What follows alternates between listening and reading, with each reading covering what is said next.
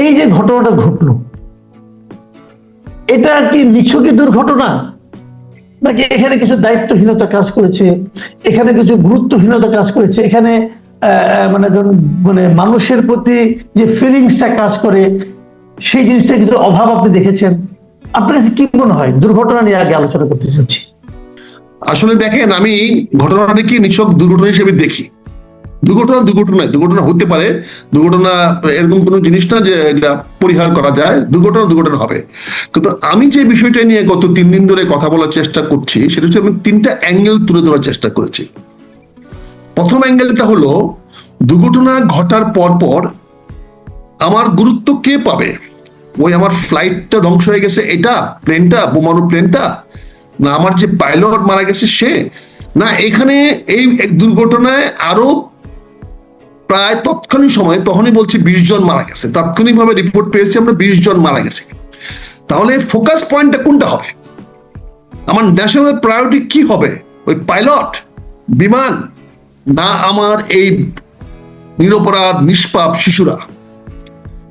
আমি যখন দেখলাম সরকার এই ব্যাপারে উদাসীন, বিমান বাহিনী উদাসীন, সবাই উদাসীন, সবাই ব্যস্ত আছে পাইলট সাহেবকে নিয়ে, পাইলট সাহেবকে ফ্যামিলি নিয়ে আসতেছে, তার জন্য ঢাকা চট্টগ্রামে রাজশাহীতে বিমান পাঠিয়ে দিয়েছে, তারা তাদেরকে নিয়ে আসতেছে।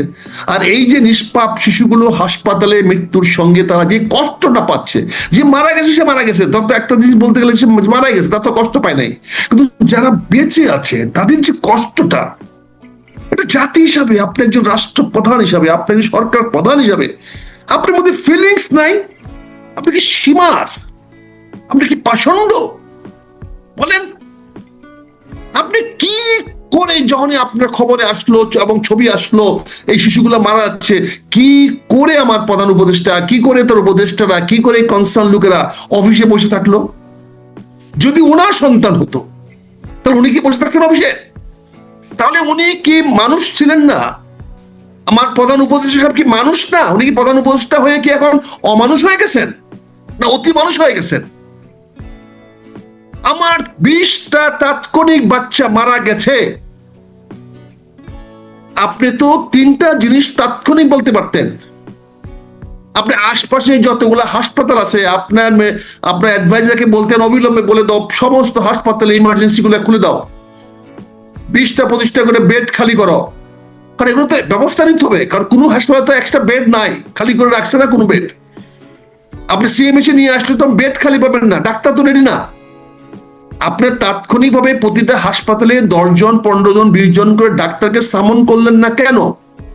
কেন তাদেরকে নির্দেশ দিলেন না এবং উত্তরের আশেপাশে সকল হাসপাতালগুলোকে 20টা বা 50টা করে বেড, ইমার্জেন্সি বেড খালি করার নির্দেশ কেন দিলেন না? এটা দিতে কয় সেকেন্ড লাগে, কয় মিনিট লাগে? আপনার যদি এত লেট হেডেড মাথা হয়, আপনার চিন্তা যদি এত ব্যাকডেটেড হয়, আপনার যদি রিয়াকশন এত দেরিতে হয়, তাহলে how can you run the country? আপনি দেশ চালাবেন কি করে? আপনারা জানেন উত্তরাতে 3-4টা মেডিকেল কলেজ আছে, উত্তরাতে কয়েকটা হাসপাতাল আছে, আমার এখানে ওই কুর্মিটোলা বিশাল বড় হাসপাতাল আছে, সিএমএইচ আছে, বিমান বাহিনী হাসপাতাল আছে। আপনি একটি অর্ডারে কেন বলে দিলেন না প্রতিটা হাসপাতালে 50টা করে বেড খালি করেন, অক্সিজেন নিয়ে আসেন, বার্নিং এর জন্য ইনস্ট্রুমেন্ট রেডি করেন, এবং ডাক্তার 100 ডাক্তার 200 ডাক্তারকে সামন করেন, they should be available at once on the bed. রুগী আসবে, ট্রিটমেন্ট শুরু হবে, তার নাম ধাম, বাপের নাম, দাদার নাম লেখার কোনো দরকার নাই, treat them fast. That was the real reaction of any responsible person. Any responsible person, whatever the government বলেন, যাই কিছু বলেন, he has failed to react. আমার শ্রদ্ধেয় ডক্টর ইউনূস সাহেবকে বলতে হচ্ছে, sir you have failed, miserably you have failed to react on the cry of my children. আমার শিশুর কান্না আপনার কানে পৌঁছায় না, এমন একটা বন্দিশালায় আপনি বসে আছেন যমুনার মধ্যে, যেখানে আমার শিশুর কান্না পৌঁছে না।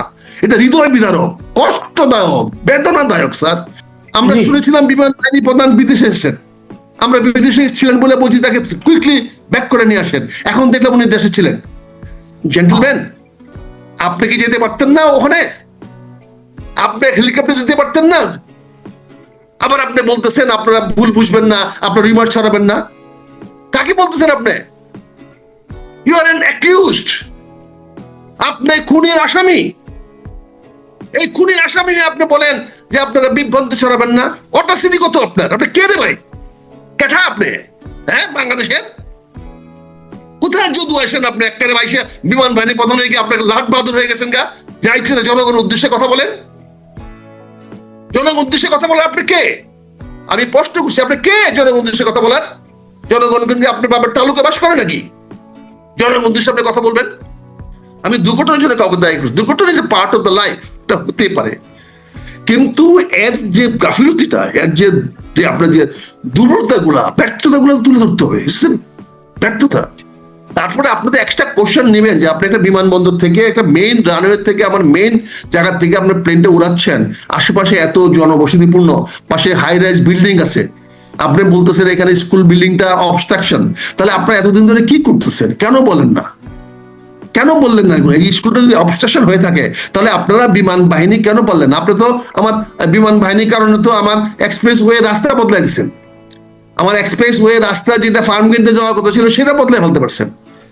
সেটা বদলাই ফেলতে পারছেন আপনি, এখানে একটা হাই স্কুল কি আপনি বদলাতে পারলেন না? এটা কি ধরনের কথাবার্তা বলেন? এই জন্য I have to react. Thirdly আমি যেটা দেখেছি সেটা হচ্ছে যে নাইদার আমার শিক্ষামন্ত্রীর স্কুলের বাচ্চারা মারা গেছে, এই বাচ্চাদের গার্জিয়ান কে? অভিভাবক কে? শিক্ষামন্ত্রী, শিক্ষা উপদেষ্টা।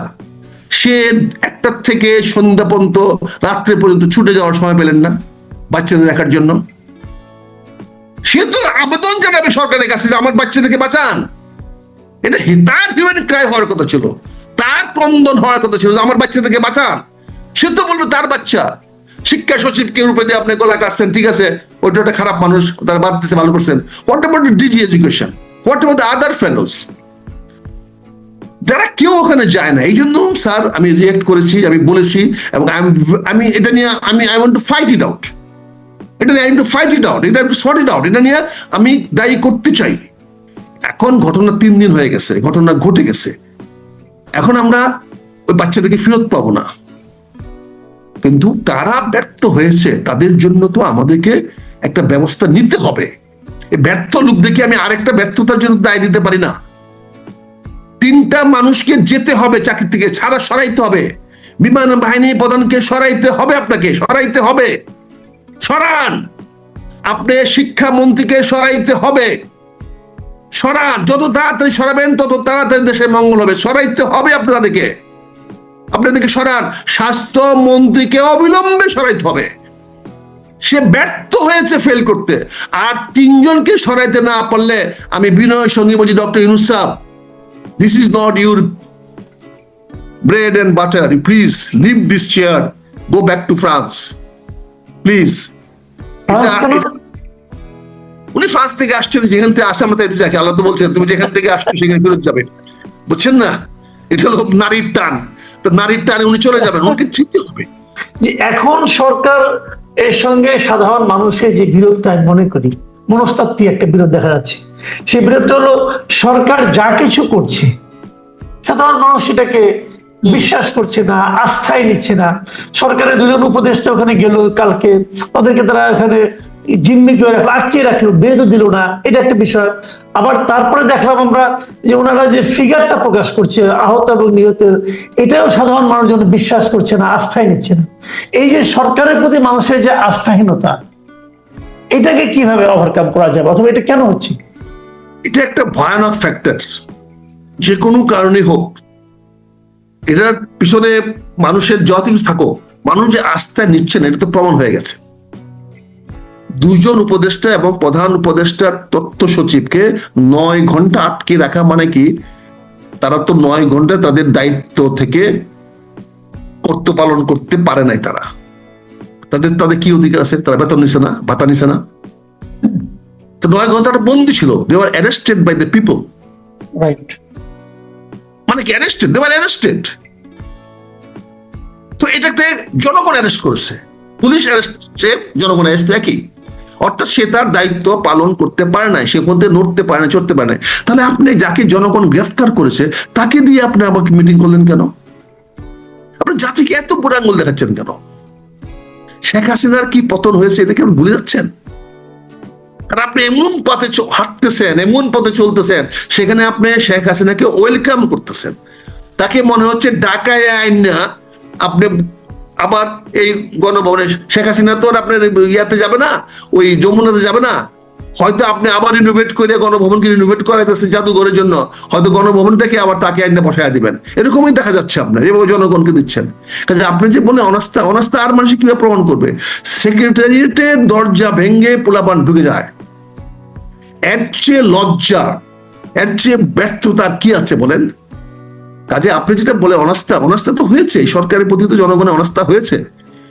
আপনি আরেকটা জিনিস আমি বলতে চাই আপনাকে, আপনি প্রশ্ন না করলে এখানে তুলে ধরছি, অনাস্থার কথা বলেছেন। উনি গতকালকে সন্ধ্যার সময় 4টি রাজনৈতিক দলের নেতাদেরকে ডেকে বলছেন যে আপনারা ঐক্যবদ্ধ হন, আপনারা ঐক্য নাই, তারপরে ধমকালেন ওনাকে। 4 জনকে ডাকিয়ে বললেন তোমরা 4 ভাই এক না, তোমরা এক হয়ে চলো, এই তো কথা বললেন। আমি আসিফ নজরুলের বক্তব্য যা পাইলাম সেটা কি পাইলাম? যা 4 জন বেত্তমিজ, তোরা কথা শোনস না, হ্যাঁ তোরা যার যার মতো মারামারি কাটাকাটি করতেছস, হ্যাঁ আজ থেকে একসঙ্গে আসবি, একসঙ্গে খাবি, একসঙ্গে বসবি, এই কথাটাই তো বলেছেন। হয়তো শুদ্ধ ভাষায় বলেছেন, হয়তো ইংরেজি মিশায় বলছেন, এবং খুব ফুর্তিতে বলেছেন, আনন্দে বলেছেন। উনারা কালে কি আনন্দ, এতগুলো ছেলে মারা গেছে, কি আনন্দ দেখছেন ছবিগুলা, জি কত লজ্জাস্কর ছবি বলেন, কত লজ্জাস্কর ছবি। ডাক্তার ইউনূস স্যার, আপনি ওদিনও আসতে হবে, ক্ষমতা তো পাইছেন, খুশিতে তো ডক ডক করতেছেন, বুঝাই গেল। তার মানে আপনি কি ল্যাঙ্গুয়েজ দেখাচ্ছেন বিদেশি থেকে, যারা আপনাকে অ্যাপয়েন্টমেন্ট দিয়েছে যে আপনি সেফ আছেন, ইউ আর কন্ট্রোলিং এভরিথিং, আর 4 জনকে ডাকে না কান ধরে বসালেন, উঠালেন, আর বলে সাবধান তোর ঐক্যবদ্ধ চলবি, আর মারামারি কাটাকাটি করবি, এটা তো বলে দিয়েছেন। ঐক্যের কথা বললেন, তাহলে 4 জনকে ডাকলেন কেন? পরের দিন 10 জনকে ডাকলেন কেন? তো ঐক্যটা কে ভাঙলো? 58টা রাজনৈতিক দল আছে, আপনি বলে দেন আওয়ামী লীগকে ডাকবেন না, জামাত জাতীয় পার্টিকে ডাকবেন না, বা বাসদকে বা জাসদকে ডাকবেন না, বলে যে এই 10টা পার্টি হলো ফেসিস্ট পার্টি, এদেরকে ডাকবো না। তো বাকি দেখে তো ডাকবেন। আপনি কোথায় অধিকার পেলেন তাদের ডিভাইড করার, তাদেরকে বিভক্ত করার, তাদের ভাগে ভাগে ডাকার অধিকার কেমনে পাইলেন? কেমনেই 4 জন সামনে আগে আসলো? আপনি ভোট নিছেন? কারো কাছে জিজ্ঞাসা করছেন? এই 4 জনের সিরিয়ালটা কেমনে করলেন? আপনি কিভাবে সিরিয়ালটা করলেন? কোন দৃষ্টিভঙ্গিতে করলেন? এই অডাসিটি আপনি কোথায় পেলেন? কোথায় পেলেন এই ক্ষমতাটা? এটা কি মিসইউজ অফ পাওয়ার না? না, এখানে আরেকটা জিনিস, এখানে একটা জিনিস ওনারা আলোচনা করলেন। আমি কিন্তু কালকে খুব ভেবেছিলাম যে ওনারা বোধহয় এই যে বিমান দুর্ঘটনা, এই যে নিহত বাচ্চারা এবং আহতদের চিকিৎসা নিয়ে এগুলো নিয়ে আলোচনা করবেন, কিন্তু আমি দেখলাম আলোচনা করলেন পলিটিক্স নিয়ে। এই জিনিসটা কিন্তু আমার কাছে ঠিক মানে অমানবিক মনে হয়েছে। আমি জানি না আপনার কাছে এটা কিভাবে দেখবেন। কামাল ভাই, আমি তো মনে করছি আপনি তো আরো ভালো বোঝা উচিত ছিল। সরি, আমি এটা আপনাকে নেগেটিভ হতে বলতেছি। না না না, ঠিক আছে। এইটা মিটিংটা উনি কেন করেছেন? উনাকে যারা অ্যাপয়েন্টমেন্ট দাতা, জি, তাদেরকে দেখাইতে হবে যে উনি সবকিছু নিয়ন্ত্রণ রেখেছেন। উনি হাসি খুশি ভাবে সবাইকে বসাইছেন, ছবি উঠাইছেন, এবং সেখানে আলী রিয়াজ প্রেজেন্স আছে। আলী রিয়াজ কেন? Ali Riaz is a representative of some link. Ali Riaz একটা লিঙ্কের মিডল ম্যান। এখানে ওই যে কি বলে মুনির হায়দার, তাদের ব্যাকগ্রাউন্ডটা কি, তারা কাদের লোক, তাদেরকে ডাকে নিয়ে আসছেন। মুনির হায়দার খালি বারবার গ্লাস বদলাচ্ছে। আপনি একটা চিন্তা করেন, আপনি তো মিডিয়ার ম্যান, এরকম ছবি কেউ দেখায় টিভিতে? হাসতেছেন, খাইতেছেন, সবার মুখে খাবার, এরকম ছবি কেউ ভিডিওকে আউট করে? কেউ আউট করে? কিন্তু এটাতে কি দেখাচ্ছে? কনফিডেন্স দেখাচ্ছে ওর বিদেশি লোক থেকে, যে হি সো কনফিডেন্স, কিছু হয় না। হি ওয়াজ হাসি খুশি। সকল 4টে বড় বড় বিরোধী দলকে নাকে রশিতে বাইন্ধে নিয়ে এসে বসায় রাখছে, আর উনি হাসতেছেন, খুশিতে ফুর্তিতেছেন। So this is, he has served that purpose. But আপনি যে প্রত্যাশা করতেছেন, এই প্রত্যাশা কার কাছে করতেছেন? এই প্রত্যাশা তো জনগণের নেতার কাছে করতে পারতেন। আজকে রাজনীতিবিদ যদি হইতো ওখানে, তাহলে জবাবদিহি করতে হইতো। আমি ভাবতেও পারি না যে উনি আমার দেশের সরকার প্রধান হয়ে আজকে 32টা বাচ্চা, নিষ্পাপ শিশু মারা গেল, উনি একটা বাচ্চার মা কাছে মাথা হাত রাখতে পারলেন না। ওনার নিরাপত্তা কি এতই যে উনি পারলেন না একবার গিয়া হাসপাতালে গিয়ে একটা বাচ্চার মাথায় হাত বোলায় বলতে, বাবারে আমি চেষ্টা করতেছি, তোমাদের যা হয়েছে হয়েছে, আমি আর যেন না হয় সেই চেষ্টা করতেছি। আপনার কমিটমেন্টটা কি আমরা আশা করতে পারি না? ওনার কাছ থেকে আমরা চাইতে পারি না? ওনার কাছে প্রত্যাশা করতে পারি না? এটা যদি বলেন আমরা অপরাধ করেছি, ভুল করেছি, বলেন পিনাকি বাবুর কথা যাইতে হয়, আপনার পিনাকি বাবুর ভাষা বেশি বুঝেন, এই জন্য আমি তখন পিনাকি বাবুকে গুরুদেব মানছি।